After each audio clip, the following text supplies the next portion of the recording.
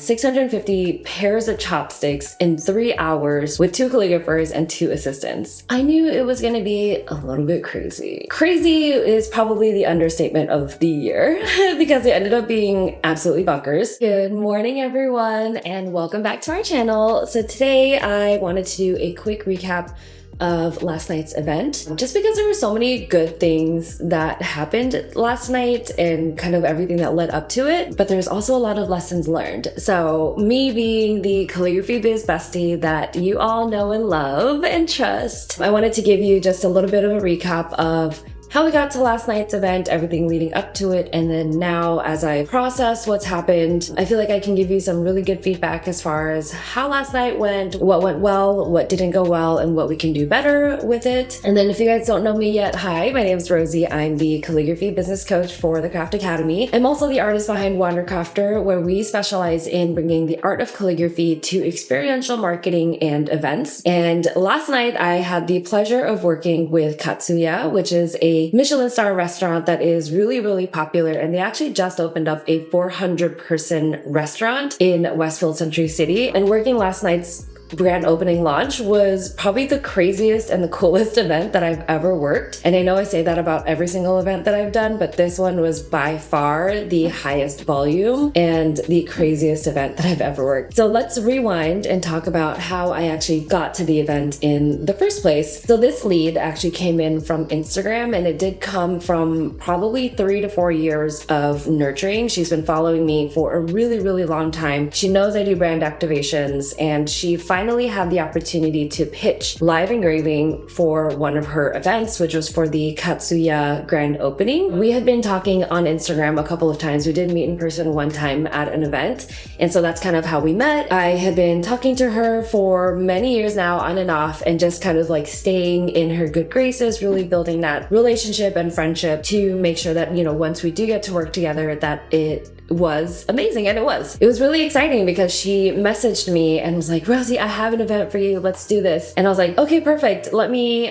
send you examples of things that I've done, let me send you my brand deck, da da da. She said, don't worry, I already know your work, you're amazing, I've been following you for a long time, I'm excited to pitch you, and I just know you're gonna do great. I was like, okay, so that's awesome. So it's like she's already really familiar with my work. But then after she found out my rate, she did ask for the brand deck because she had to pitch to her colleagues. You know, looking back, I probably should have just sent it to her so she had that and kind of saved some time there. And then after that, she sent me photos of what they were looking for. And because it's a Japanese restaurant, they wanted to do metal chopstick engraving, which is really cool. So I got to send her some recommendations as far as like what links to use, what supplier to use, and what surface we wanted to make sure it was, and color as well. So having some knowledge about where she works and what she does, I was able to find the link of the Katsuya that's coming, and you were able to see some of the renderings of what it is supposed to look like. So it was like a dark gray, black, kind of like natural wood tone, very moody, elegant kind of vibes. And so I knew as soon as I saw that, I wanted to make sure that it was black chopsticks that were metal so that we could engrave it. And it like fit perfectly with the Japanese kind of theme that we were trying to aim for. Perfect shot there. And then, you know, after she finalized it with the team, she was like, okay, we're going to do black metal chopsticks. Can you send me a picture of what that could look like once it's engraved? And so I ended up sending her some photos of what I had engraved in the past that were like a coated colored metal that I could send over to her that I've done in the past, so she could also show her team as well. So there's a lot of like going back and forth. So she did end up sending me the chopsticks ahead of time just so that I could test it out and send her some photos.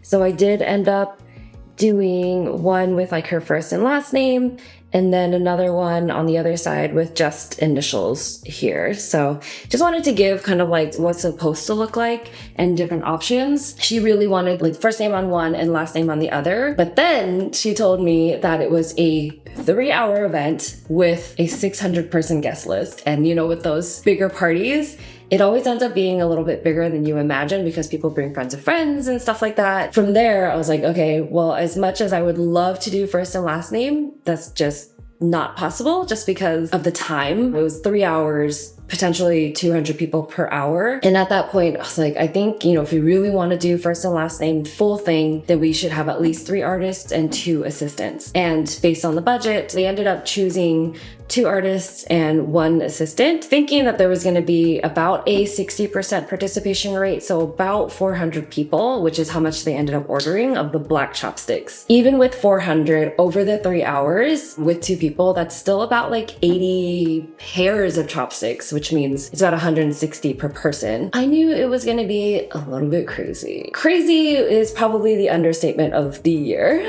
because it ended up being absolutely bonkers. Yesterday, when I was preparing for the event, I was printing out the slips. So I printed out the slips to have their name and then initials only, made it very, very clear on the piece of paper that it was initials only and that was it. No exceptions. So I made it very basic. It had my business name and my QR code just in case people wanted to take it and tag us. Obviously not a requirement, but a huge bonus for us. So as I was preparing for the event, I started to get a little bit of like anxiety knowing how crazy it was going to be. So I ended up just putting out like an SOS on our group chat for our Southern California calligraphers and just said, hey, is there anyone who is available to assist tonight? I'm going to be paying out of pocket because I know how high volume and crazy it's going to be. And having 1 assistant deal with the line while helping 2 engravers is just going to be too much for them. So I was like, I'm okay paying out of pocket for this and covering a 2nd assistant. So can someone come and help us tonight? It was 3 p.m. at that point. And luckily, Tony Lynn from Darling Daydreams was able to help and come, and she was able to like just get herself together and meet us there. She lives in LA, so it was an easier commute for her. So, thank goodness for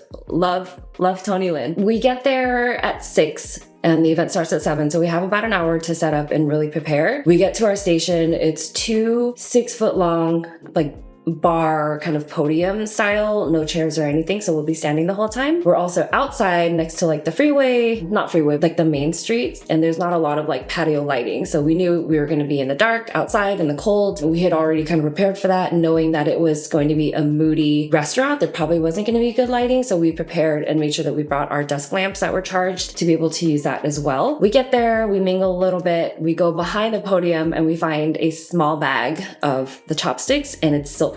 And we're like, oh no, this is not what we were planning for, because if you've engraved silver before, it's really hard to see, especially kind of like in the dark. You'll see the grooves, but you don't necessarily see a color difference. It's not like hand stamped or anything. So it's like kind of hard to see. And a lot of our guests kind of like mentioned that. So we were pretty bummed that it was silver to start with. So we ended up only having 200 silver pairs of chopsticks. And we're like, okay, so we're going to have an easier night. So that'll be good. We can adjust it and say we can do 1 name per chopstick just because we had a smaller volume that we had prepared for. So we had the silver chopsticks and we ended up unpacking everything. It came in like packs of 5 and we ended up just taking it out so it'd be easier for us to just grab and engrave and then hand it off to our guest. And so that's what we did to kind of prepare. We also had Elise from Kiki Creates actually stop by a couple of grocery stores to try to find some more. She was able to find 45 more chopsticks for us. So that's awesome. That brought the count up to about 245 at that point. It's already a hit even with like the silver chopsticks. And then one of the wait staff comes in with a box. This is 8 o'clock and he goes, here are some black chopsticks. And we're like, oh crap. Okay, we're gonna switch gears here. So what we do now is like we just engrave whatever we have on the desk and we just take out all the silver that we had prepared. We have some more silver kind of like underneath the table that we can grab if we needed it, but we had a bunch already kind of like pre-unboxed and just presented so that we could easily grab it from the table. Once that ran out, we switched over to black and the black's just like amazing. Everyone loves it even more and things just get even more hectic from there. And we then started the strict initials only, even if people try to negotiate and say like, oh, it's only 3 letters, it's only 4 letters, can we just do that? And then that kind of just starts that like snowball of like, ooh, can we do 4 letters? Can we do 5 letters? Can you do 2 names and it's only 5 letters? So it's just like a snowball effect of like how crazy it can go. And especially for making exceptions for one, we have to make exceptions for everyone. And then, give people an inch, they take a mile type of thing. So we were very, very strict unless they were, VIPs or sponsors for the event, then we did make the exceptions for that. But for everyone else, we had to make sure that it was only initials. I will also say that because we had 2 tables, 2 engravers, and there were 2 doors kind of like hugging it, and we were right in the middle of that. We did end up having 2 lines that kind of formed on each end, and people didn't want to wait, so they were filling out the paper and dropping it, filling out the paper and dropping it, and they were going to come back later. But with that many people, with like 400 to 600 chopsticks that we were going to be engraving at that point, I was like, no, they cannot leave. They have to stand in line. There's no way we're going to be able to find them to give them their chopsticks, especially if it's silver and you can't even see it. So we have to make sure that the people who come and want chopsticks, they have to hold on to the paper and stand in line. What ended up happening, because we had a pile that was already built up, I had to like stop the team. 15 minutes in, I was like, okay, team, reconvene. We have to come up with a game plan because of these situations where you have to be quick, adapt, and work with the flow that you're given, because every event's going to be different and every occasion is going to need something different, especially for something like this where it's super high volume. So what we ended up doing is we had Jessica from Ink and Rhythm Calligraphy, who was the second engraver. We had her actually finish the pile and put it on her side of the table for people to pick up afterwards. From there, we had people fill out the paper, hang on to it, and line up on my side of the table. We had a line the entire night, which is actually a really good thing. And every time we thought that the line was going to die and we were going to be able to catch up and take a stretch break, there'd be 10 more people that joined in the line. So it was pretty crazy. Needless to say, we definitely needed both assistants and both engravers that night. I'm really happy that I listened to my intuition and went with the second assistant to help us. We were able to get the assistants to kind of help with the workflow and send them over to Jessica, send them over to me. And what I do, I love batching. I'm always a batcher, no matter whether it's like busy or slow. If it's super slow, then I'll do one at a time. But for these high volume events, I always batch. And I took like 3 to 5 at a time. I would engrave it, match it up to the paper slip, engrave it, match it up to the next paper slip. And then they were able to just kind of like hand it over or like pick it up. And it worked out really well. I was able to like really focus on it, especially because we had the assistants. And at that point, the assistants were helping with the workflow to explain the instructions, really make sure that they stuck with initials only.